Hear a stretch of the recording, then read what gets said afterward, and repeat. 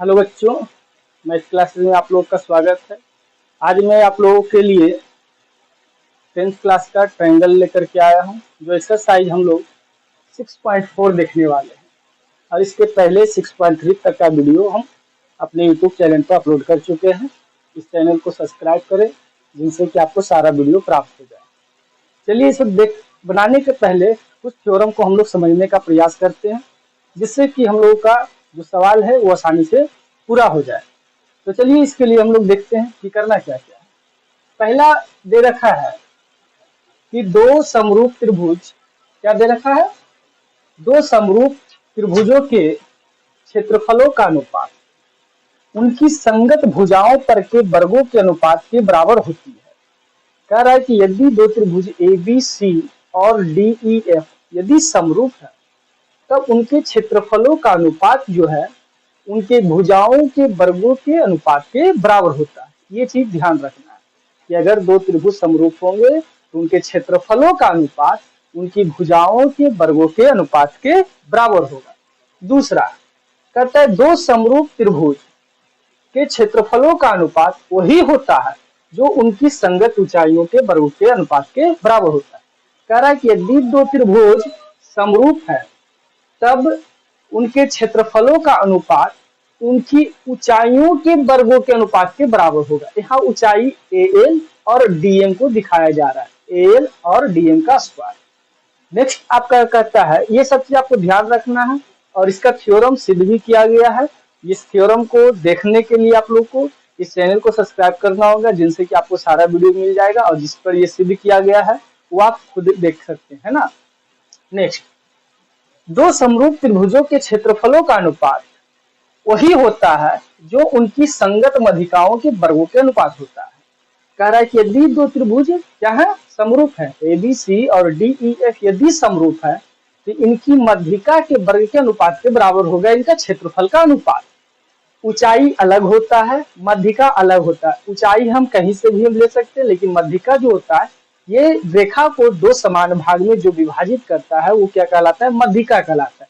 तो यहाँ मध्यिका एपी और डी क्यू है। तो एपी स्क्वायर और डी क्यू स्क्वायर कब होगा? जब ये तीनों त्रिभुज क्या हो जाएगा? समरूप होगा। तो उनके क्षेत्रफलों का अनुपात उनके मध्यिकाओं के वर्गों के अनुपात के बराबर होता है।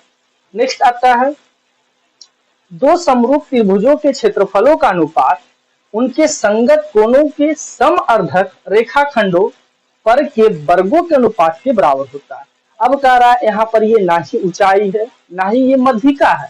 यहाँ पर कह रहा है कि ये दोनों त्रिभुज समरूप हैं, तो इनके क्षेत्रफलों का अनुपात इनके जो है, यदि ये कोण को ये रेखा दो भाग में विभाजित करे और डी बाई रेखा डी कोण को दो भाग में विभाजित करे, तो ए एक्स और डी बाई के वर्ग का अनुपात इनके क्षेत्रफल के वर्ग के अनुपात के बराबर होगा।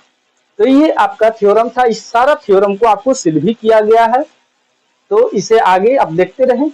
अब ये सारा निष्कर्ष को हम एक बार में एक लाइन में हम समझने का प्रयास करते हैं कि इतना सारा जो हमको याद करना है ये सब को हम एक लाइन में कैसे याद कर सकते हैं। तो बस थोड़ा सा ध्यान रखिएगा कि यदि दो त्रिभुज समरूप है, आप मान लीजिए कि दो त्रिभुज क्या है? समरूप है। बोलता है यदि दो त्रिभुज समरूप हैं, तब उनके क्षेत्रफलों का अनुपात उनकी भुजाओं के वर्गों के अनुपात, उनकी ऊंचाइयों के अनुपात, उनकी मध्यिकाओं के वर्गों के अनुपात के बराबर होता है। फिर से एक लाइन में समझिए, दो त्रिभुज यदि समरूप है ए बी सी और डी ई एफ, तो उनके क्षेत्रफलों के अनुपात उनकी भुजाओं के वर्गों के अनुपात, उनकी ऊंचाइयों के वर्गों के अनुपात, उनकी मध्यिकाओं के वर्गों के अनुपात के बराबर होता है। बस यही एक लाइन याद रखना। क्या याद रखना है? यदि दो त्रिभुज समरूप है तो उनके क्षेत्रफलों का अनुपात उनकी भुजाओं के वर्गों के अनुपात, उनकी ऊंचाइयों के वर्गों के अनुपात और उनकी मध्यिकाओं के वर्गों के अनुपात के बराबर होता है। ये आपको ध्यान रखना है। चलिए इसे आप अच्छे से नोट कर ले, स्क्रीनशॉट मार ले और हम लोग आगे अब चलते हैं क्वेश्चन की ओर, है ना।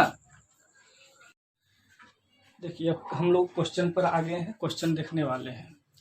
और ये क्वेश्चन बहुत आसानी से और सरल तरीके से बनाने का प्रयास करेंगे हम लोग। ये 2 क्वेश्चन अभी हम देखने वाले हैं।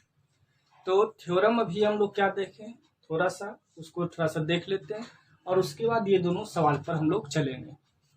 हम लोग अभी तुरंत पढ़े कि यदि 2 त्रिभुज समरूप हैं तो उनके क्षेत्रफलों का अनुपात, क्या पढ़े, त्रिभुज ABC बटे त्रिभुज DEF, दोनों के क्या है, क्षेत्रफल का अनुपात। क्या हम पढ़े, इनकी भुजाओं के वर्गों का अनुपात, इनकी भुजाओं के AB बटे हो गया DE, फिर BC बटे EF और AC बटे DF, भुजाओं के वर्गों का अनुपात पढ़े। उसके बाद पे क्या पढ़े, ये था भुजा। उसके बाद पढ़े इनकी ऊंचाई, ऊंचाई भी डाले थे ना, ऊंचाई था AL और DA का स्क्वायर, या फिर इनकी मध्यिका, मध्यिका क्या था, AX और बटे DY। ये पढ़े कि यदि 2 त्रिभुज के क्षेत्रफलों का अनुपात उसकी भुजाओं के वर्गों का अनुपात, उनकी ऊंचाइयों के वर्गों का अनुपात और उनकी मध्यिकाओं के वर्गों का अनुपात होगा जब वो दोनों समरूप त्रिभुज होंगे तब। तो देखिए यहाँ क्वेश्चन पहले से दे रखा है कि ये 2 समरूप त्रिभुज है, पहले ही बोल दिया ये त्रिभुज क्या है, समरूप है। तब ABC और DEF में AC, तो पहले हम लोग 2 फिगर देख लेते हैं, फिगर से समझने का प्रयास करते हैं। एक त्रिभुज ABC और एक ले लेंगे DEF, नाम दे देते हैं ABC और ये हो गया आपका DE और F। AC कितना है, 3 सेंटीमीटर, ये आपका 3 सेंटीमीटर है, और DF कितना है, 5 सेंटीमीटर, ये हो गया आपका 5 सेंटीमीटर। तो दोनों त्रिभुजों के क्षेत्रफलों का अनुपात क्या होगा, तो देखिए हम लोग क्या जानते हैं, चूंकि त्रिभुज ABC और बटे त्रिभुज DEF के क्षेत्रफल का अनुपात क्या होता है, क्षेत्रफल का अनुपात बराबर कौन कौन सा भुजा दे रखा है, देखिए AC और DF, तो AC और DF देखिए है ना, AC और DF का स्क्वायर। तो AC मेरे पास कितना है, 3 सेंटीमीटर और DF कितना है, DF 5 सेंटीमीटर, और इसका हम लोग करते हैं स्क्वायर। तो ये हो गया 3 तिहाई 9 और 5 पचे 25, तो आपका आंसर कितना आ जाएगा, ये 9 बटे 25। नेक्स्ट नंबर सेकेंड क्वेश्चन देखते हैं। नेक्स्ट क्वेश्चन 4 नंबर आपका है, यदि त्रिभुज ABC और ADE ये दोनों आपका क्या है, समरूप है। यहाँ दे रखा है किताब में 2 त्रिभुज का बात कर रहा है ना। तो देखिए एक त्रिभुज का हम लोग फिगर हम बना भी सकते हैं। तो इसमें ABC और DEF होना चाहिए, ADE लिख दिया है तो कोई बात नहीं।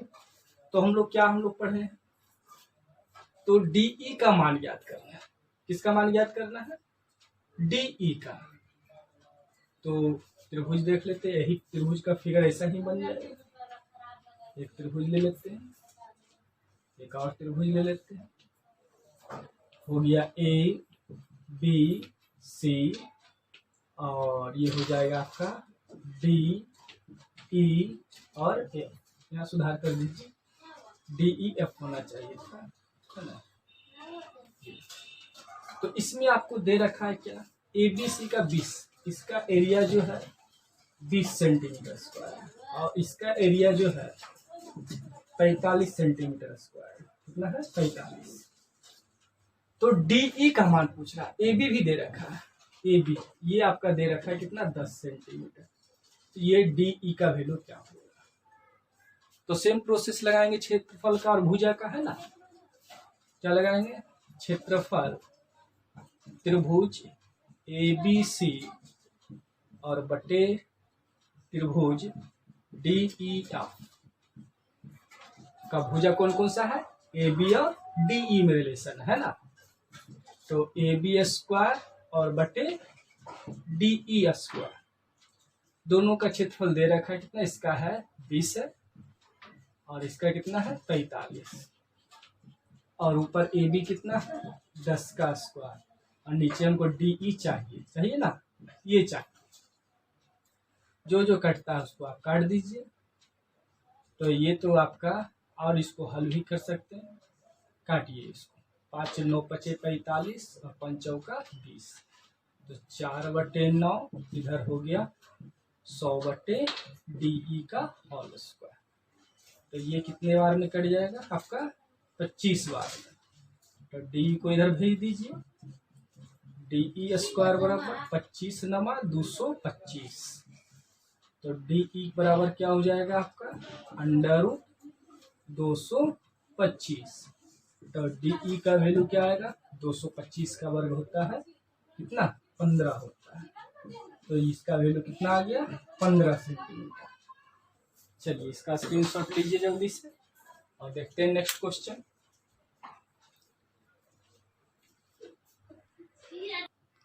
देखिए क्वेश्चन नंबर 5 में आपका क्या दे रखा है?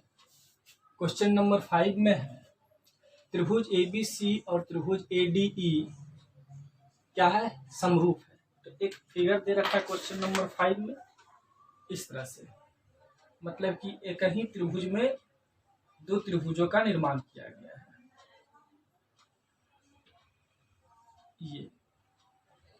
ये हो गया आपका A, ये हो गया आपका B और ये C हो गया, है ना। और यहाँ पर दे रखा है आपका D और E, D और E दे रखा है। ABC और ADE समरूप है, DE पैरेलल BC है, ये दोनों एक दूसरे का क्या है? पैरेलल है। तो यदि DE 3 सेंटीमीटर, DE ये हो गया कितना? 3 सेंटीमीटर, BC 6 सेंटीमीटर, BC कितना? 6 सेंटीमीटर, तो ADE 15 सेंटीमीटर, ADE इसका एरिया कितना है? 15 सेंटीमीटर। तो ABC इस बड़े वाले का क्षेत्रफल हमसे पूछ रहा है। तो देखिए ये छोटे वाले त्रिभुज का ये भुजा हो गया और ये बड़े वाले त्रिभुज का BC भुजा हो गया, तो वही रिलेशन लगाना है।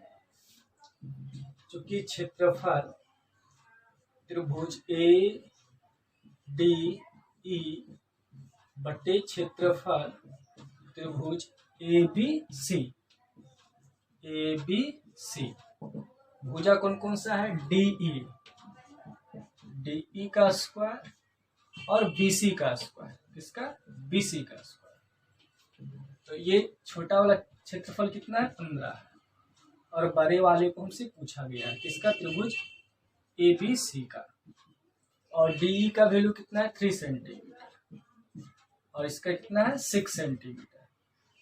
तो ये 15 बटे त्रिभुज ABC, और ये हो जाएगा 3 तिहाई 9 और ये 6 6 36, ये तो कट गया 9 चौक 36 ना, ये तो इधर से जाके गुना हो जाएगा। तो त्रिभुज ABC का क्षेत्रफल कितना? 15 चौका 60 सेंटीमीटर स्क्वायर।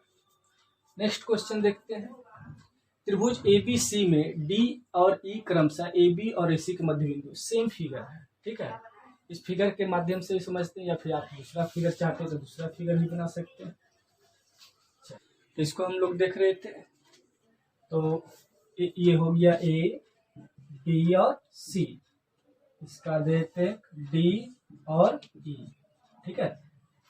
तब यहाँ पर हम लोग देख रहे हैं कि ABC में D और E क्रमशः AB और AC के मध्य बिंदु है, तो ADE और ABC के क्षेत्रफलों का अनुपात ज्ञात करना है। तो मध्य बिंदु है, मतलब कि इस त्रिभुज को ये रेखा जो है समद्विभाजित करता है, अर्थात 2 भाग में विभाजित करता है। तो 2 भाग में विभाजित करता है, मतलब ये यहाँ से यहाँ तक मान लेते हैं ये 2 यूनिट है, कितना है? 2 यूनिट, तो ये यहाँ से यहाँ तक कितना यूनिट हो जाएगा, 1 यूनिट। सही है। ये अगर यहाँ से यहाँ 2 है तो ये 1 होगा, तब ना ये मध्य विभाजित होगा, ये 1 हो जाएगा, नीचे का भी 1 हो जाएगा। तो इनके ADE और ABC के क्षेत्रफलों का अनुपात पूछ रहा है। तो हम लिखेंगे क्षेत्रफल त्रिभुज ADE बटे क्षेत्रफल त्रिभुज ABC बराबर AD और AB का स्क्वायर।